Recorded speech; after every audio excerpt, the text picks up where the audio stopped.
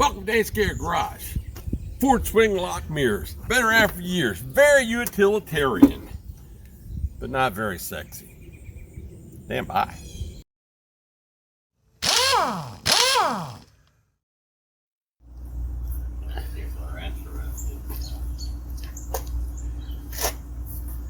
Well, this is the old door that I took off of Strappy. The old busted up one here that I was fixing, but dang, I got a new door. I'm gonna pull this off, and we're gonna see what we can do. Now, it seems to be a T20, so we're just gonna. T20 seems a little small, but okay, that ain't gonna work. Yeah, it's actually T25. But I still don't think this is gonna work. Nope. I don't know if this will help. I sprayed on every damn thing. Bolts, nuts, ham and cheese sandwich. Maybe not a ham and cheese sandwich. Probably not very tasty. Hopefully this won't strip it out to T20. I got all, but I'm missing just one. T25, the one that fits this.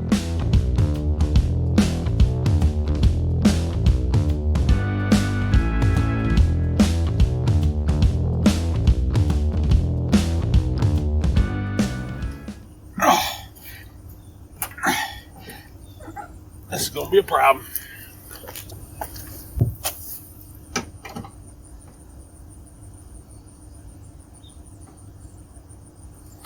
Yep, took it right out. I didn't want to have to drill that out. Alright, there's a bolt behind here. Oh, sure, it'd be a 10. It's not.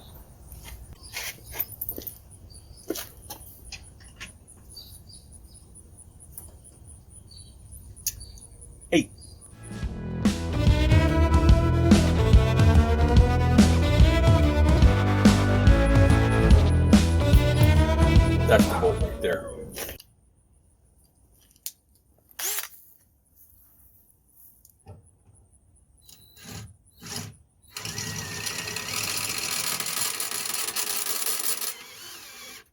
Must be one I sharpened. It actually cuts.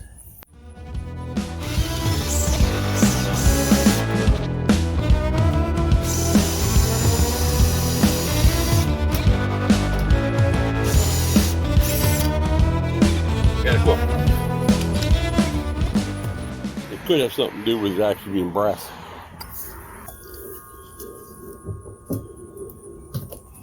Back. I have to work on that. Yes, now. Maybe let's get this bus loose. This right here. Maybe, maybe not.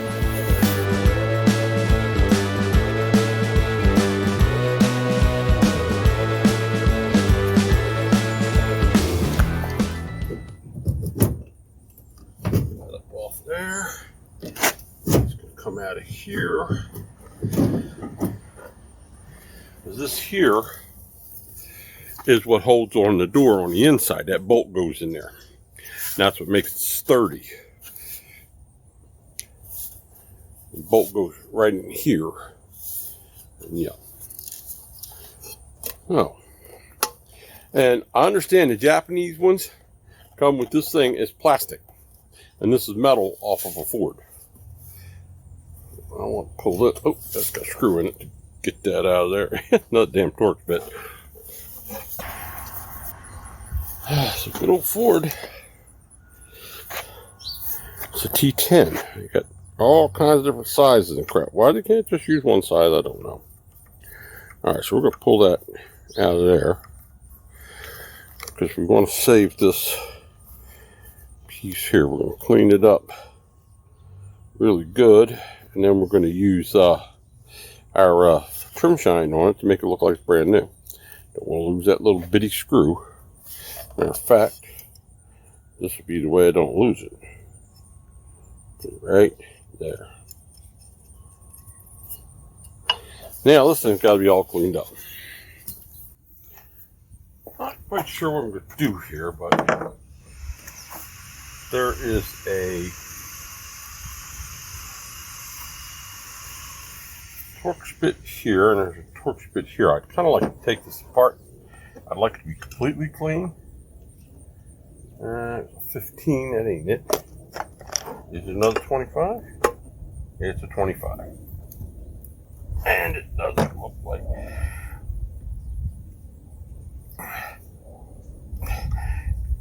Maybe. Okay. I'm gonna come loose. Now I'm probably gonna, this whole thing's probably gonna blow up on me, but we'll find out. See if I got a million pieces that are gonna fall apart on me or not. And at that point, oh sweet, separates from the mirror head. So now that means I clean all this up. Oh yeah, I can clean this up now. Question is, can I get to the inside of the mirror? Sure would like to, but it doesn't look like it. But I can take a little sandpaper this. That could be sprayed down with some PB Blaster so that it works better. Next day, and actually, I don't know if you see this sitting here. I finished one up. It's sort of finished. Still drying.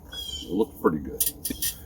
What I did was, if you notice, this is what happens to these. This plastic gets, it's sitting right in the sun. It gets all rough and nasty along here. And the other one wasn't as bad as this one. You get little nicks like this here and here. Right, and you also got a little nick there. You can have some bad scratches on here. And what I'm going to do with this, I'm going to sand it down, and then we're going to use some spot putty. And the spot putty will fill everything, and I'll show you how that works. First thing we want to do is I got 320 here. I want to sand as much of this crap off here as you can, because we'll get some of it off of there. And you can see already that it's coming smooth.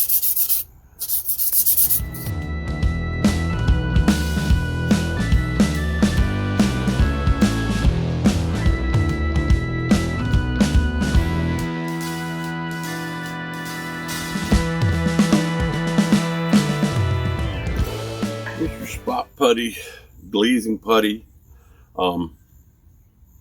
It's made for little pinholes and little small little stuff. And that's what I'm using it for. Got that on my fingers, because what I'm going to do is I'm just going to put it on my finger. So basically I'm just going to take this stuff and put it on my finger here, and everywhere I have a scratch or a dent in this metal, I'm going to put a little bit of this on there so that we fill it in. On the black part, there's still pitting, and like this whole top is just nasty, so I'm just going to cover this whole thing with it. I'm trying not to get it on the seam, because then I'll just have to sand it out. Once I get this all on here, then we can sand it down and make it nice and smooth, just like it was when it was new, and it'll be time to prime. Alright, sun came out, so I'm back out on the tailgate. I was up under the porch with a roof so that just in case it rained, because it was looking like it was going to. This is fairly damp rag here. If you don't have a tack cloth, a fairly damp rag, you can get all your goop off, all your sanding off.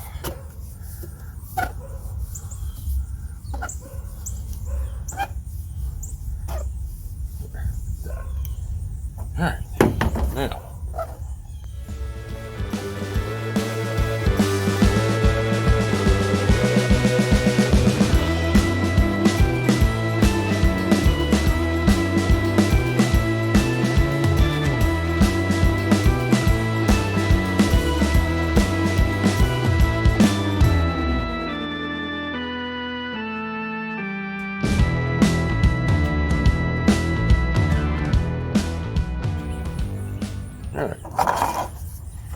two little caps to rest this thing on.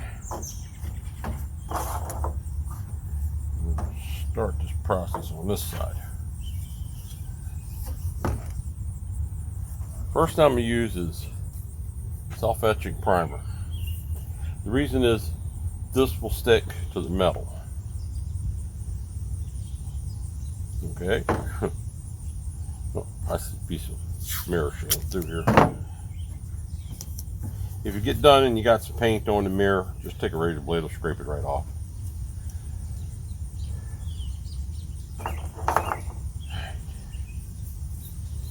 Actually, I want to do the front of it first.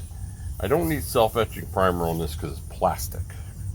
I need self-etching primer on the metal part. So we're going to take our sandable primer here. Oops. Don't worry about getting it inside there too much. On the outside here, like that. There. You know, try to do this without touching it. We'll set it right on top of those two caps right there. Now what we're going to do is put the self-etching primer on here. The metal part needs self-etching primer for it to stick to. I would prefer to use a little bit of epoxy primer, but unfortunately I don't have it. I also don't have a tack cloth, so what I'm using is this little damp cloth just to take this sanding stuff off. There's a couple spots here I had to get that I guess I just didn't get before. So let's prep this back up here. Just put my fingers right in the primer on the other side. We'll get to that later. Alright, so the first thing we're going to put on now is we're going to just spray a coat of the self-etching primer. It's kind of a greenish gray, but this is to make the paint and the other primer stick to the metal. Now that I've let that dry up a little bit, now we're going to come over it with the sandable primer. This stuff here is a little bit high build. I probably should have got something a little higher build, but we're going to spray this on here now, and that'll fill in any of the little micro scratches and stuff that maybe we got in with sanding. We're going to have to sand it again, of course, but first thing we got to do is we're going to prime it out so we have a nice smooth surface to work with. Once that's done and dry, then we'll get back to this and we'll work on it some more. Hopefully I can sand now. I think it's been long enough. We'll stay away from the part where I just put extra. Top it where I know it's dry.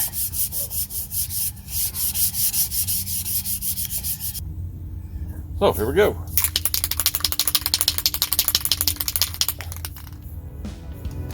With the creases first, I think.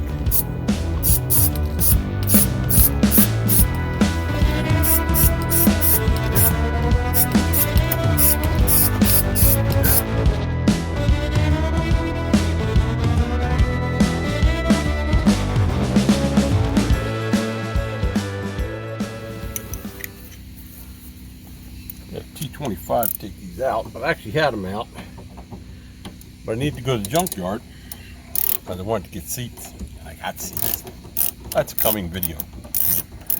So I had to slap this back on. One of them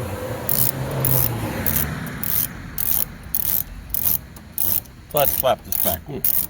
One of them was stripped. I had to drill it out. It was this one here. But after I drilled it out, I was able to just take the stud out with flare pliers. It was easy. But yeah, these are T25s.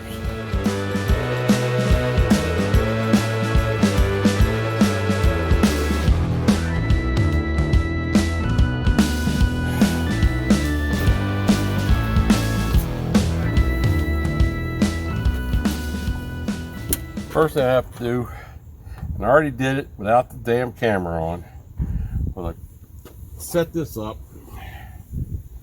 And what I did was I knew that this spot here had to come back about right that far, and that's where the edge of the other one is, so it's right there. So I know that's where my square goes. And it puts it right about where it was on the other side. So now I'm going to just kind of line up like that, and I took my marker and I marked a square in there. So this is where we have to cut. So I'm not crazy about using the Dremel But for this little precision cut, I figured a Dremel's the best way to go. You know me, I like to get that grinder, that big old grinder with the cutoff wheel, and just start hacking. But we can't really hack this. Kind of got to take it easy. So this works a whole lot better.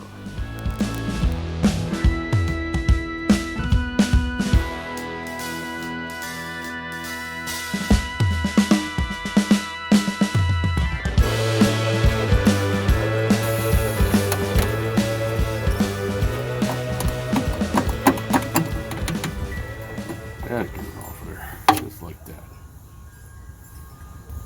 Man, this piece has to go in there.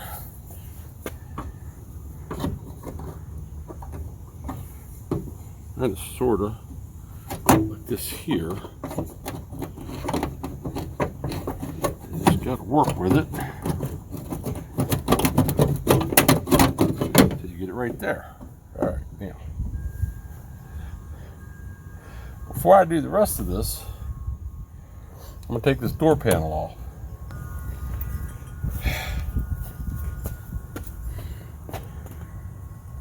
I didn't have a camera on, so what I did was I put this in, and I put the bolt in here, which goes right here, and I tightened it up. So, therefore, it was where I needed it to be. Then I used the center punch to punch this and this. Now I'm going to use a small drill bit to start it.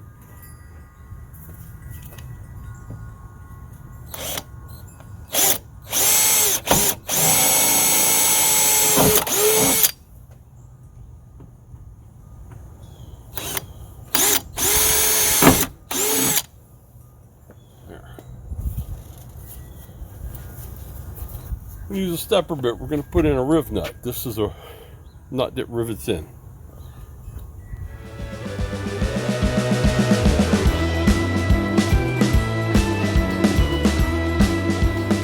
It's going to be close to perfect. I'm going to go back to what I did on the other side though. I want it tighter. It stepped one further than what I wanted it. So this is smaller than this.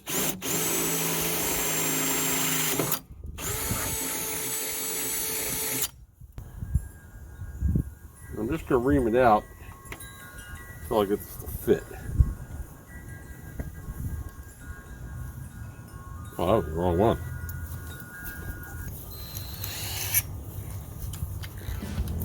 This wrong one.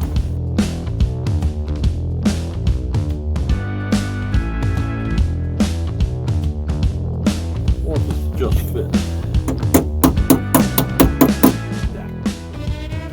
Too loose.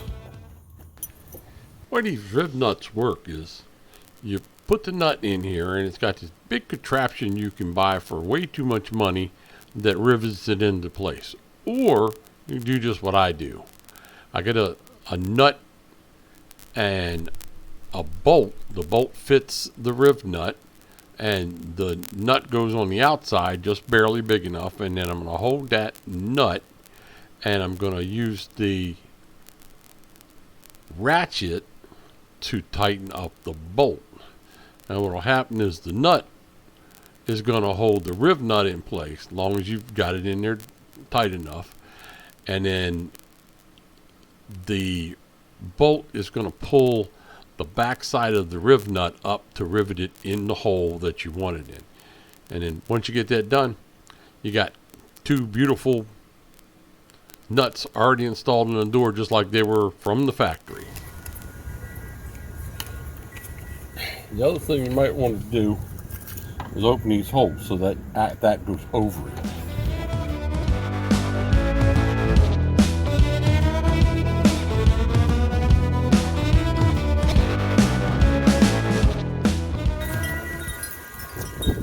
Trim off the excess, or it melted it.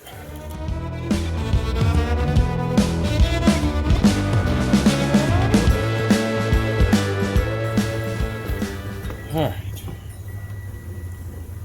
We'll take this as I have no clue. Just want to get this thing together now. I'm going to activate it. I'll set There. First thing I'm going to do is put that screw in the middle. Now, got it snugged up, but I don't have it tight.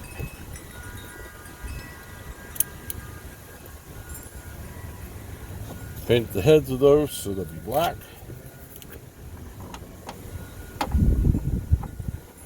Right there.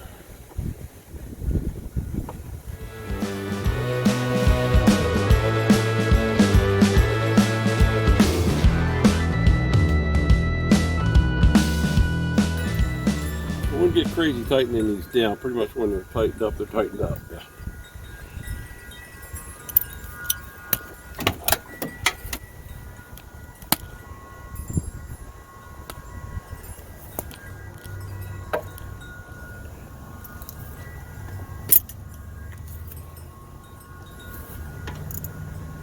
And I'm putting this one down here.